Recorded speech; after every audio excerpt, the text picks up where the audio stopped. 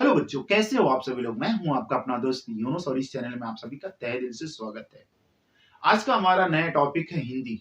और हिंदी में किस तरह का क्वेश्चंस आपके एग्जाम में पूछा जाता है, कौन सा क्वेश्चन कितने नंबर का पूछा जाता है, कौन सा क्वेश्चन पिछली बार आया था, कौन सा क्वेश्चन 2024 में आने वाला है। ऐसी पूरी सटीक जानकारी आपको इस वीडियो के माध्यम से पता चलेगा। और साथ ही साथ अब पेपर का पूरा मॉडल आपको समझाया जाएगा कि कौन सा क्वेश्चन कहां पे होता है।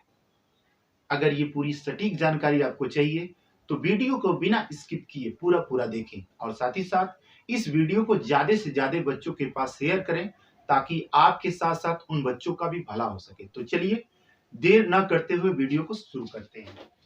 जैसा कि आप देखेंगे कि 2023 में आपके जो क्वेश्चंस थे, टोटल आपका 29 क्वेश्चन थे। तो हम 29 क्वेश्चन के बारे में यहाँ पर डिस्कस करने वाले हैं। तो देखेंगे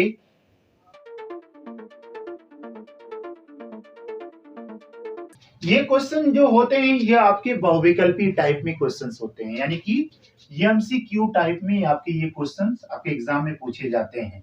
एमसीक्यू यानी मल्टीपल चॉइस क्वेश्चन, ठीक है ना, बहुविकल्पीय प्रश्न। ये आपका ऑप्शनल टाइप में होता है और साथ ही साथ आप देखेंगे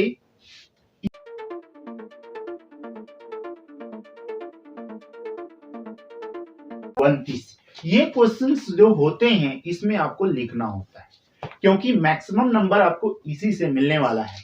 इससे तो आपको सिर्फ और सिर्फ 20 नंबर मिलने वाले हैं, क्योंकि हर क्वेश्चन का आपको 1 नंबर मिलने वाला है, ठीक है ना, वो भी सही जानकारी अगर होगी तो, ठीक है ना। तो अब इसमें देख लेते हैं कि कौन सा क्वेश्चन कहां से उठता है। तो आपको बता दें क्वेश्चन नंबर 1 से लेकर 5 तक ये आपका गद्य से पूछा जाता है, यानी लेखकों के बारे में, लेखक का जीवन परिचय से संबंधित, यानी कि उनका कहां पे जन्म हुआ था, कौन से विधा के वो लेखक थे। इस तरह के बहुत सारे क्वेश्चंस आपके यहां से उठता है, यानी कि 1 से लेकर 5 तक के जो क्वेश्चंस हैं वो आपके गद्य से पूछे जाते हैं। अब यहाँ पे है 6 to यहाँ पर 10, 6 to 10 जो क्वेश्चंस होते हैं आपका जिस प्रकार से गद्य का है उसी तरह से आपका ये पद्य का क्वेश्चन है। कौन सा क्वेश्चन है? पद्य का क्वेश्चन। अब यहां पर देखेंगे कि क्वेश्चन नंबर 11 क्या है। क्वेश्चन ये कौन कौन से क्वेश्चंस आपके पूछे जाते हैं, तो हम आपको बता दें ये आपका होता है व्याकरण से। किससे क्वेश्चन होता है? ये आपका पूछा जाता है व्याकरण से। तो व्याकरण में क्या क्या चीजें होती हैं भाई?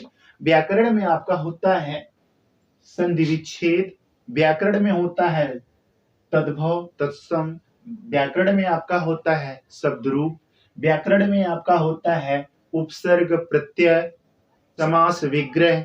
ऐसे बहुत सारे क्वेश्चंस आपके 11 से लेकर 20 तक के क्वेश्चंस पूछे जाते हैं, यानी कि ये टोटल आपके 10 नंबर के आपके क्वेश्चन आपके एग्जाम में पूछे जाते हैं। तो आपको बता दें 11 नंबर का जो क्वेश्चन है, जैसा कि आप देख रहे होंगे,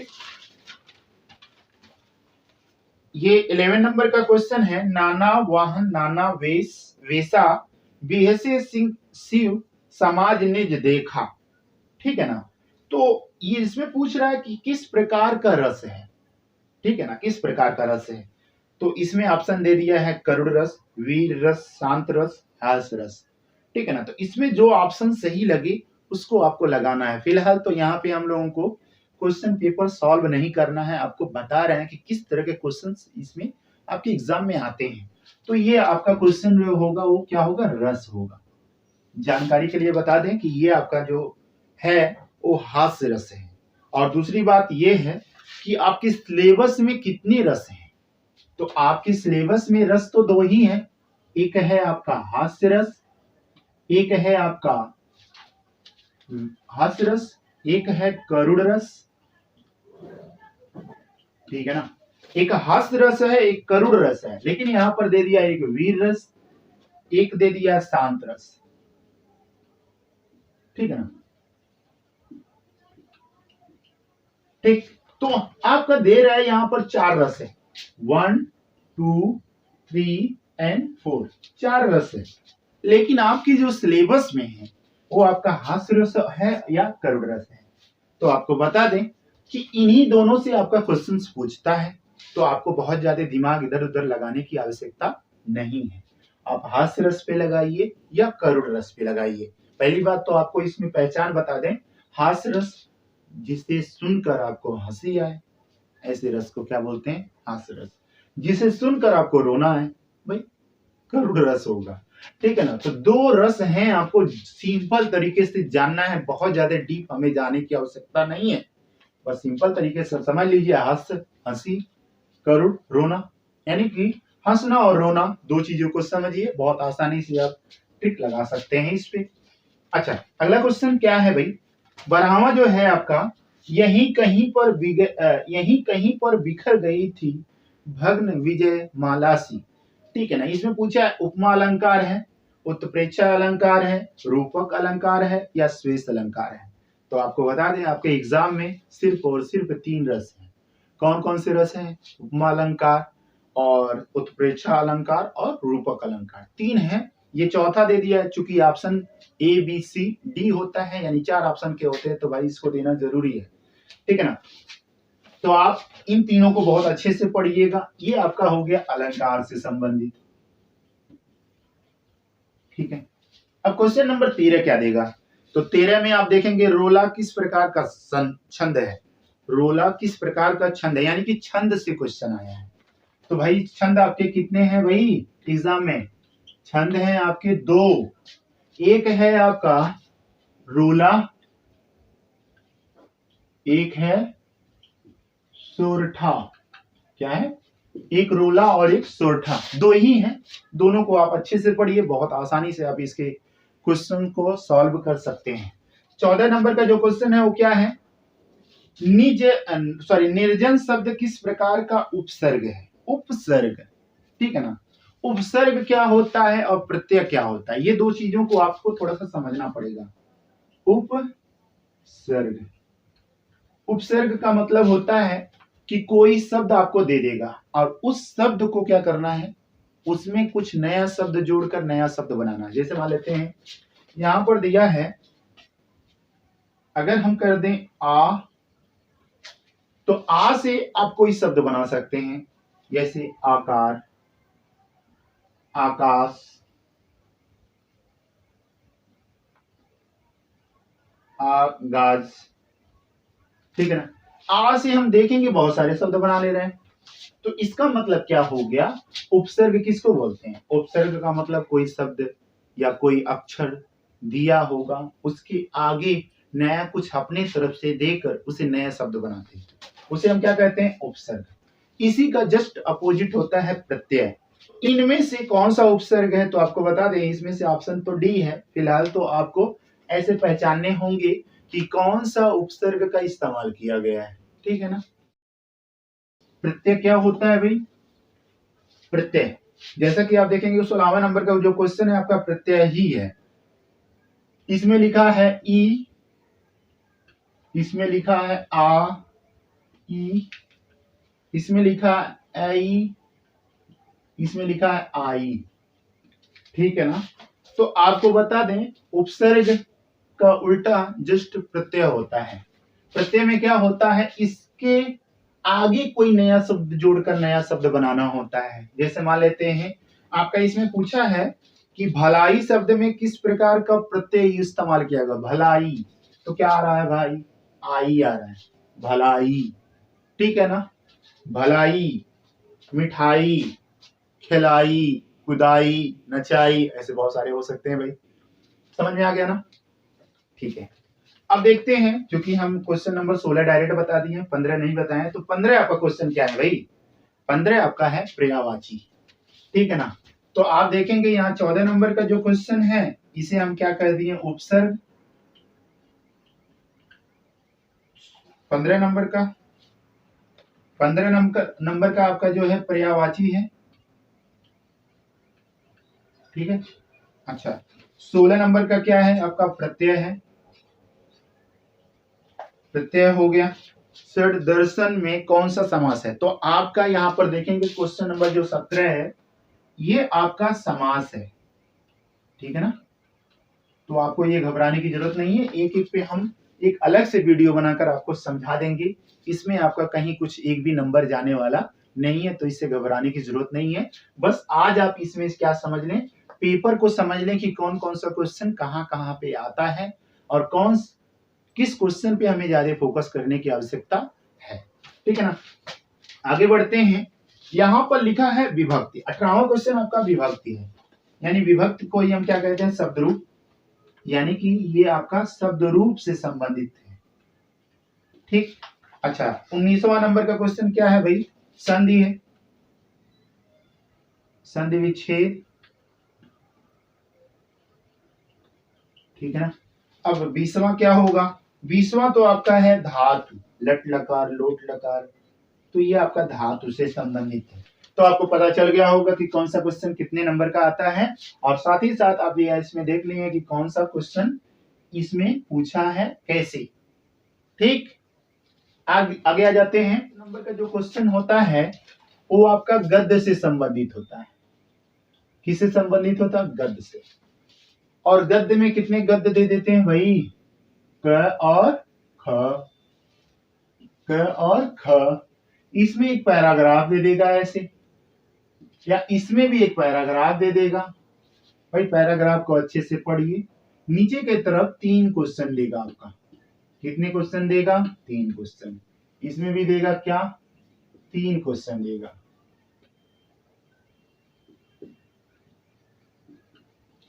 ठीक है, इसमें क्या लगा रहेगा, बीच में अथवा लगा रहा है। इसका मतलब क्या है भाई, इसमें गद्य में आपके 2 ऑप्शन देता है। भाई 2 ऑप्शन में पहले वाले गद्य को आप कंप्लीट करिए या दूसरे वाले गद्य को आप सॉल्व करिए। करना क्या होगा, इस पूरे पैराग्राफ को पढ़िए और 3 क्वेश्चंस के आप आंसर दीजिए। कितने नंबर का होता है भाई, ये 6 नंबर का होता है। 2 नंबर 2 नंबर और 2 नंबर, भाई 6 नंबर का है। और 6 नंबर बहुत आसानी से आपको इसमें से मिल सकता है, बशर्ते कि आपको सही तरीके से उसे करने आना चाहिए। उसके लिए क्या करना होगा भाई, उसके लिए सबसे पहले आपको क्या करना, सारे टाइटल को याद कर लीजिए। भाई जैसे मान लेते हैं आपका पहला चैप्टर है मित्रता, और मित्रता के लेखक कौन है, दूसरा पार्ट है ममता। ऐसे करके बहुत सारे क्या बोलते हैं टाइटल हैं, यानी कि आपके पार्ट के नाम है। उसको लिखने वाले कौन है, इन सबको याद कर लीजिए, ताकि आपका ये 2 नंबर फिक्स हो जाए। भाई 2 नंबर तो ऐसे फिक्स हो जाएगा, क्योंकि जब तक आपको टाइटल नहीं पता होगा और लिखने वाले कौन है ये नहीं पता होगा, तब तक आप ये 2 नंबर नहीं ले पाएंगे। बाकी ये 4 नंबर तो आपको बहुत आसानी से मिलेगा। इसको छांटना होता है इसी में से, तो ये घबराने की जरूरत नहीं है। इसको मैं बताऊंगा कि कैसे छांटा जाता है। फिलहाल तो आप इसको समझ लीजिए कि आपको क्वेश्चन ऐसे ही करने होते हैं। इस टाइटल को, इसको पढ़िए और देखिए कि ये कौन से चैप्टर से लिया गया है, तो इसका संदर्भ लिखना होता है। तो पहला क्वेश्चन आपका क्या होता है, संदर्भ। दूसरा क्वेश्चन क्या होता है, रेखांकित अंक की व्याख्या कीजिए। और तीसरा क्वेश्चन इसी में से कोई एक क्वेश्चन और पूछ लेता है, यानी कि तीनों का तीनों क्वेश्चन आपको इसी पैराग्राफ से देना होता है। तो भाई ये सबसे इजी है, बहुत आसानी से आप नंबर उठा सकते हैं। आपको लग रहा होगा कि ये 6 नंबर क्या है, क्या करने के लिए हम इस 6 नंबर पे मेहनत करेंगे। तो भाई 6 नंबर का मतलब 1%। तो आपको बढ़िया से बढ़िया नंबर लाना है तो हर एक क्वेश्चन पे आपको फोकस करना पड़ेगा, क्योंकि कहते हैं कि जब तक हम इजी सब्जेक्ट और हाईएस्ट सब्जेक्ट को जब तक फोकस नहीं करेंगे तब तक हमारा अच्छा नंबर नहीं आ सकता है। भाई बीच में अगर इजी सब्जेक्ट है तो इस पे भी फोकस कर लो भाई, नंबर उठ जाएगा तो बहुत बढ़िया होगा। ठीक है ना, इतना तो समझ में आ गया होगा। चलिए शुरू करते हैं। यही सेम टू सेम इसमें भी करना होता है, तो चाहे इसको करें या उसको करें, दोनों में से कर सकते हैं। तो भाई अब आप देखेंगे नीचे क्वेश्चन नंबर आपका क्या है, 22 है। क्वेश्चन नंबर 22 जिस प्रकार से ये गद्य का क्वेश्चन पूछा है उसी प्रकार से इसका किसका रहेगा, पद्य का रहेगा। किसका पद्य रहेगा भाई, हिंदी का रहेगा, क ख। ठीक है ना, लेकिन ये सब के सब किसके रहने वाले हैं, हिंदी के रहने वाले हैं, हिंदी। ठीक है ना। क्वेश्चन नंबर 23 आपका संस्कृत से है। किससे है, ये भी आपका गद्य ही है, बट ये क्या है, संस्कृत है। यहाँ पे यह संस्कृत लिख दें, और इसमें भी क होता है और ख होता है। इसका भी पद होता है, ठीक है ना। ये भी आपका संस्कृत से होता है, इसमें भी क्या होता है और ख होता है। तो भाई 21, 22, 23, 24 सेम टू सेम एक ही तरह के क्वेश्चन है, लेकिन एक में क्या है, एक में आपको कहानी से पढ़ना होता है और लिखना होता है, एक आपको पद के बारे में देखना होता है, एक संस्कृत गद्य दिया रहता है उसका हिंदी अनुवाद करना होता है, एक संस्कृत में पद दिया होता है उसका भी संदर्भ सहित क्या करना होता है, हिंदी में अनुवाद करना होता है। ठीक, तो ये आपका 6 नंबर का, ये 6 नंबर का, ये 5 नंबर का और ये 5 नंबर का। अब आपको गेस बता दें, आप जल्दी जल्दी लगा लीजिए। क्वेश्चन नंबर 21 में आपको आप देखेंगे कि काशी के उत्तर में धर्मचक्र, बिहार, मौर्य और गुप्त सम्राट की कीर्ति का खंडहर था। ठीक है ना। तो ये आपका जो कै वाला है वो आपका आ गया है ममता से, जिसके राइटर हैं जयशंकर प्रसाद। तो फिलहाल इस चैप्टर को आप लोग मत पढ़िएगा, बाकी बचा जो है मित्रता पढ़ लीजिए, क्या लिखूं, भारतीय संस्कृत पढ़ लीजिए, इससे तू ना गई मेरे मन से, ऐसे बहुत सारे और भी चैप्टर छूटे हैं उसको भी पढ़ लीजिएगा। और साथ ही साथ एक चैप्टर और छूट रहा है जिसका नाम है अजंता, जो आपका पिछले साल आपके एग्जाम में आ चुका है भाई। तो इसको भी आप छोड़ दीजिएगा, इसको भी मत पढ़िएगा, क्योंकि ये लिखने वाले कौन है, भगवत चरण उपाध्याय। तो दोनों चैप्टर को अब मैं बता दिया कि जो आपके एग्जाम में आ चुके हैं और जो आने वाले हैं उसको भी मैं बता दिया। ये आपका हो गया गेस पेपर, ठीक है ना। अब देखेंगे क्वेश्चन नंबर 22 में। तो भाई क्वेश्चन नंबर 22 में ये जो क्वेश्चन आपका आया है, ये क में और ख में जो आया है वो आपका है रसखान से दिया गया है। रसखान के जो पद संग्रह हैं, पद्यांश के जो संग्रह हैं, उससे क्वेश्चन पूछा है, ठीक है ना। और साथ ही साथ एक और दिया है मैथिली शरण गुप्त जी का।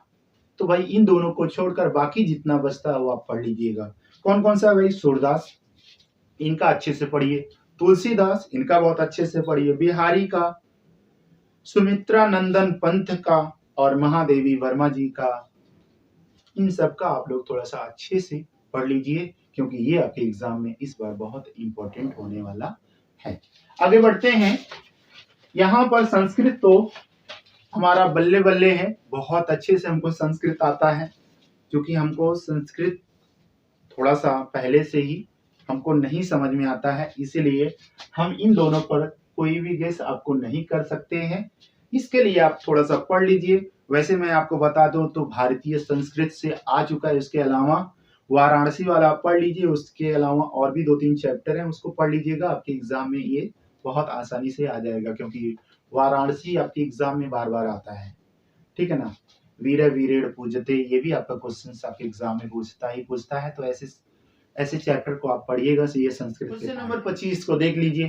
क्वेश्चन नंबर 25 की बात अगर हम करें तो क्वेश्चन नंबर 25 जो है ये आपका आता है खंड काव्य से।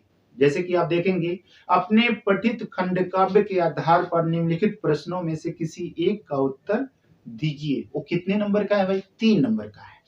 भाई 3 नंबर का तो है, लेकिन ये फिक्स है।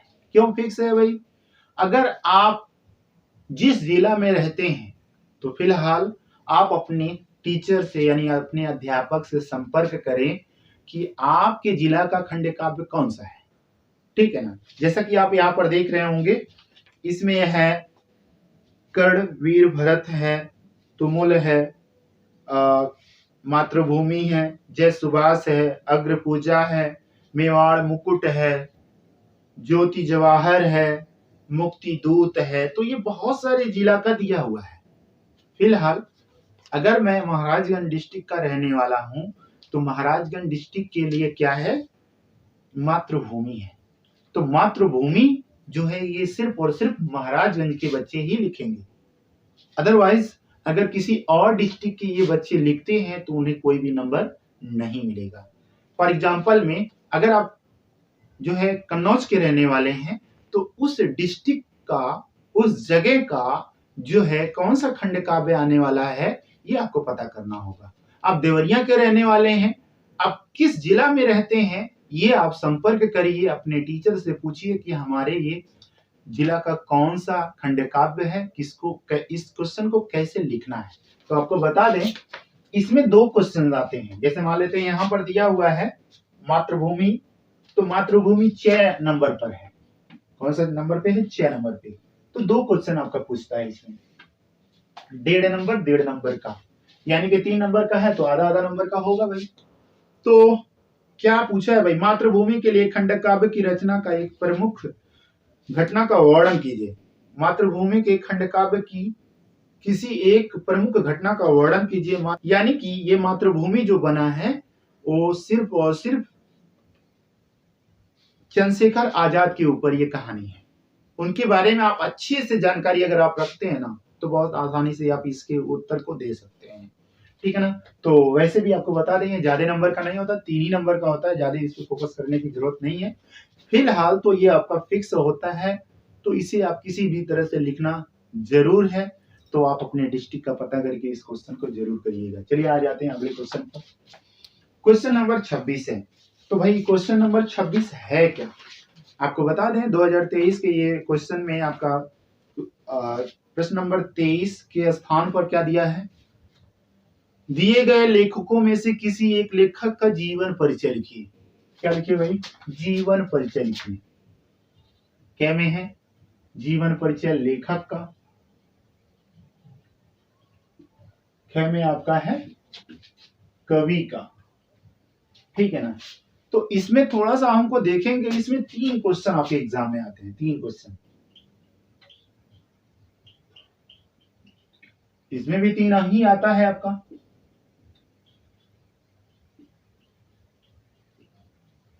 ठीक है ना। तो लेखक में क्या पूछता है भाई? लेखक में पूछेगा कि निम्नलिखित में से किसी एक लेखक का जीवन परिचय लिखिए। इसमें लिखेगा निम्नलिखित कवियों में से किसी एक का जीवन परिचय लिखिए।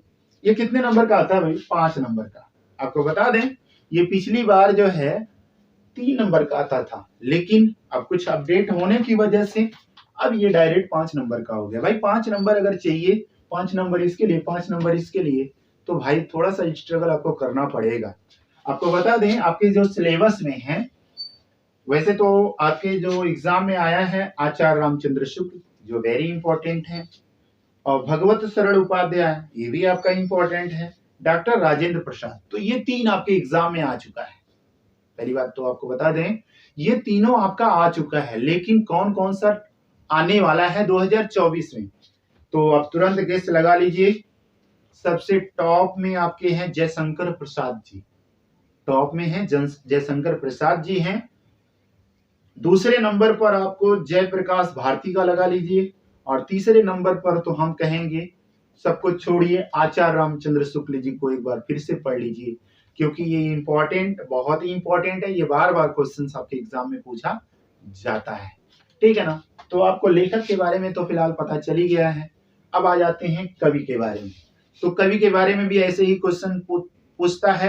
तो 3 क्वेश्चन इसमें भी देता है। जैसा कि आपको बता दें महाकवि सूरदास जी, तो ये पहला आपका क्वेश्चन आ चुका है सूरदास जी का। दूसरा है महादेवी वर्मा, तीसरा है सुमित्रा नंदन पंत। ये तीनों आ चुका है, तो इस पे ज्यादा फोकस करने की जरूरत नहीं। तो अब गेस भी इसका लगा लीजिए।